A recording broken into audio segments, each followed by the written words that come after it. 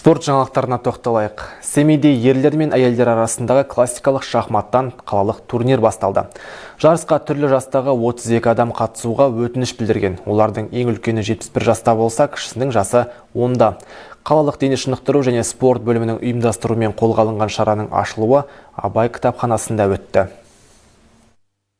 Қаламыздағы Абай кітапханасында классикалық шахматтан ерлер мен әйелдер арасында турнир өтті. Шараның ашылу салтанатына дене шынықтыру және спорт бөлімінің мамандары, қалалық шахмат федерациясының мүшелері қатысты. Халықаралық ережелерге сәйкес турнир Швейцария жүйесі бойынша 9 турдан тұрады. Вот ежегодный шахматный турнир, который мы проводим. Біз жыл сайын өткізетін қалалық шахмат турнирлары жаңа шебер ойыншыларды дайындау үшін тәжірибе дайындық болмақ. Бүгінгі турнирге әртүрлі жастағы 32 адам қатысуда. Ең үлкені 71-де болса, ал ең кішісінің жасы 10-да. Бұл жастарға үлкендермен қарым-қатынас үшін ғана емес, сонымен бірге шеберлік қырларымен де алмасуға мүмкіндік береді. Сондай-ақ шараны ұйымдастырушылардың айтуынша, бүгінгі күні қаламызда шахмат спортына деген қызығушылықтың артқаны байқалады. Осыған орай бүгінде жас шахматшыларға қолдау көрсету керек дейді ұйымдастырушылар. Шахмат дегеніміз былай қарасаң ақылдың, таланттардың, ойдың, жігердің, математика мен арифметиканы жақсы білетін жастардың ой жарысы деп болады.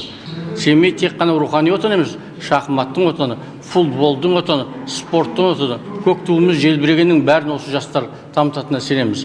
Турнирде түрлі жастағы шахматшылар бақ сынады. Олардың сөзінше қалалық деңгейдегі чемпионатқа қатысу арқылы алдағы үлкен додаларға тәжірибе жинауға болады.